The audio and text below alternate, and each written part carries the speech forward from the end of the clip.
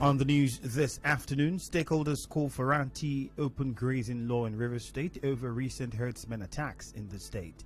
Federal government extends NIN SIM verification deadline till July 26. On the foreign scene, Israel's foreign minister Yair Lapid to visit United Arab Emirates. I am Ifiemi Andrew. Following reports of herdsmen attacks in Eneka, Ogoni Axis and Onelga in the state, human rights activist Fanface Dumnamene is calling for the proposed anti-open grazing law in the state. Mr. Dumnamene made the call in an interview with our correspondent. Now, the government of Rivers State have announced intention to bring in place the anti-open grazing law. This is the time for the government to quickly do that. And I will call on the assembly to give that day an expeditious action so that we can have this day in place and open grazing in Rivers State that will push the state into another round of crisis will be halted. I know that in some other parts of the country, the herdsmen have not been obeying the open grazing law, but I can bet you that in Rivers State they are going to obey it because they have a lot of interest in Rivers State. And because they have in Rivers State, they wouldn't want to compromise it by carrying on acts that will make Rivers State go to rise against them. Mr. Dumnamene says the activities of herdsmen in the Ogoni axis of the state is capable of destroying the peace of the community and the state at large. The herdsmen are moving from community to community with their cow. These herdsmen are not moving alone. They are armed with AK-47. And when the community leaders notice what is happening and they try to call them to order, they threaten them. The Ogonis cannot afford another round of crisis at this point in time, especially when issues around incident court clashes have been leading to killings and death around the area. On his part, a retired Assistant Inspector General of Police, Felix Okbaudu, says community members must work with security agencies to stop the illegal activities of herdsmen in the state. If you go to some of these francophone countries that are neighbors, if a strange fellow goes into any of their community, in less than 5 minutes, a village head will be informed and such persons will be picked up. So let the locals in the judge of the security agency, if you see something, say something. If they also add, if you hear something, also say something. Let us be vigilant, keep our eyes open. And once that is done, we will be at peace. And in any case, these herdsmen, how many are they compared to the population of the areas where they are bearing their cattle? So the locals themselves need to come up with their own security, and they already have them in place. Mr. Okbaudu, who is also a former commissioner of police in Rivers State, wondered why some herders would resort to such attacks.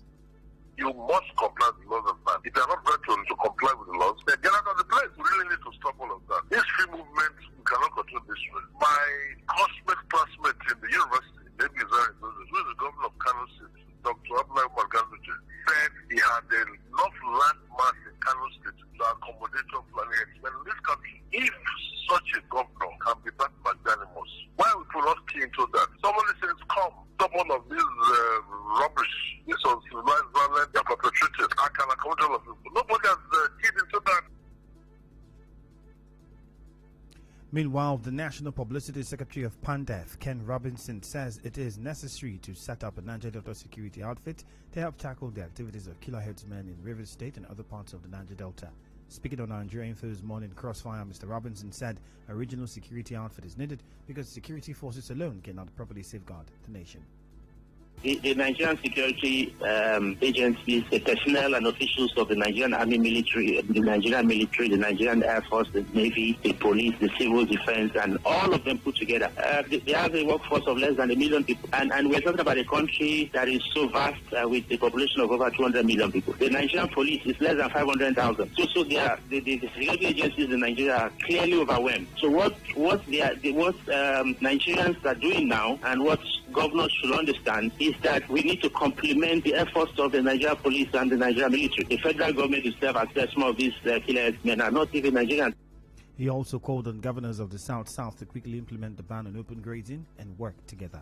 You cannot go on continue destroying livelihoods of our people and that our people will continue to sit down and watch.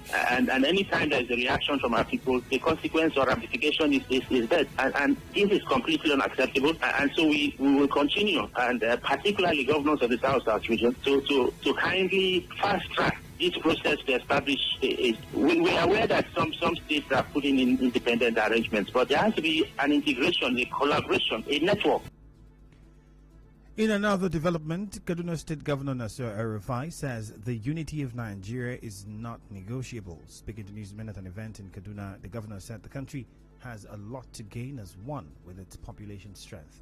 I strongly believe in unity in diversity. I think Nigeria is better together. I think Nigeria, with the projected population of 450 million by 2050, the third most populous nation in the world, means a lot of soft and hard power, providing we all move in the same direction. Still ahead, federal government extends NIN SIM verification deadline till July 26. Stay tuned.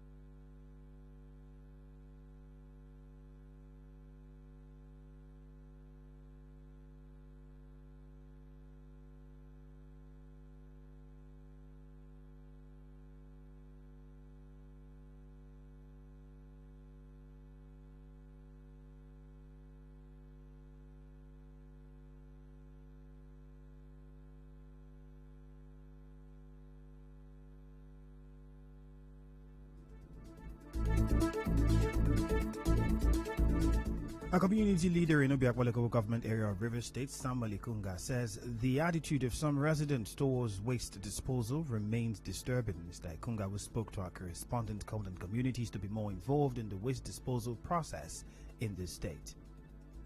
Many communities have traditional way of disposing their waste, like in a designated area. But due to urbanization and the population explosion, most communities don't have enough space where they can drop their waste. And that now necessitated them people to begin to drop their waste at the median, which is always an eyesore. He also made some suggestions that could help to solve the problem of waste disposal at community level in River State. There should be a collaboration with the relevant agencies, especially Rewama, for prompt evacuation of refuse. And I will also suggest that community people should always bag their waste. If possible, also, it should also be sorted out. They should work out modalities on the appropriate time that waste will be disposed. And if anybody violates that law, the community sanitation marshal should apprehend those others to serve as veterans. CDC chairmen of different communities should introduce some incentives among the people that any street that is more clean should have a reward. The community leader, however, called on businesses in the state to support host communities to effectively dispose waste. Companies that are within some communities should support communities in terms of evacuation, especially when some of the contractors of the Rewama are not prompt. Some companies that are within that locality should support the community with their vehicles and other materials as to be able to dispose this waste appropriately and timely. The federal government has approved the extension of the deadline for NIN-SIM data verification to July 26, 2021. The Director of Public Affairs Nigerian Communications Commission Ikechukwu Adinde and the Head Corporate Communications Nigeria Identity Management Commission Kayode Adegoke disclosed this in a joint statement on Monday. The decision to further extend the deadline was made based on request by stakeholders. The Private Depot of Oil and Gas Marketers Association of Nigeria, PDOGMAN, has reiterated and confirmed the appointment of Comrade Ifeanyi Allen as National Task Force Chairman of the association. PDOGMAN's Secretary of the Board of Trustees, Alhaji Bala Mohammed, made this known in a statement while urging the general public to disregard a recent sponsored announcement earlier made by one Chief Lawrence Kanu, which claimed that Comrade Ifeanyi Allen has been sacked. Alhaji Mohammed stated that the said Chief Lawrence Kanu has no constitutional powers to remove such a national officer, nor is the Board of Trustees aware of Chief Kanu's unilateral decisions to relieve Comrade Ifeanyi Allen of his appointment as the National Task Force Chairman.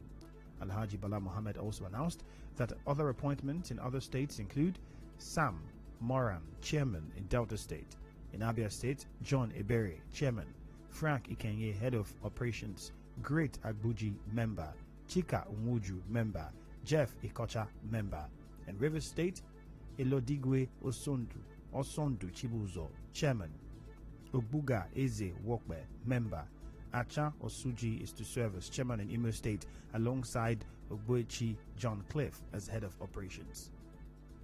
In business, the price of a liter of automotive gas oil, also known as diesel, has risen to 280 naira. Following a recent increase in global oil prices and naira devaluation, the price of the product, which is not regulated by the government, ranged from 270 naira to 280 naira per liter in several filling stations in Lagos. Diesel is mostly used by businesses to power their generators amid lack of reliable power supply from the national grid. In entertainment, American rapper Cardi B has revealed that she's expecting a second baby with husband Offset. Cardi B announced this on Instagram in the early hours of Monday, a few minutes before she showed off a growing baby bump at the BET Awards 2021 stage. In sports, Serena Williams says she will not be participating in the Tokyo Olympics. She now joins Rafael Nadal, who will also miss the competition. A ban on foreign fans as well as family members at the Olympics would have meant Williams would have been separated from her daughter Alexis Olympia. The Olympics have already been delayed by a year and organizers have been forced to introduce strict measures to fight COVID-19. And now, we'll bring you news from around the world. Israel's Foreign Minister Yair Lapid will visit the United Arab Emirates today. The trip will be a landmark moment for Israel and the Arab world. Mr. Lapid will become the first Israeli minister to pay an official visit to the Gulf states since Israel, the UAE and Bahrain signed a historic deal to normalize ties 9 months ago. During the 2-day trip, Mr. Lapid will meet his Emirati counterpart, Sheikh Abdullah bin Zayed Al Nahyan, and inaugurate the Israeli embassy and consulate office in Abu Dhabi and Dubai, respectively. On the news this afternoon, you heard that stakeholders are calling for the anti-open grazing law in Rivers State following recent herdsmen attacks in the state. The federal government has extended NIM SIM verification deadline till July 26. On the foreign scene, Israel's Foreign Minister Yair Lapid is to visit United Arab Emirates today.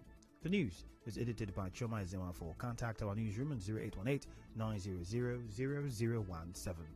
Partly sunny weather expected in Port Harcourt this afternoon. I am Ifiemi Andrew. Thank you for listening.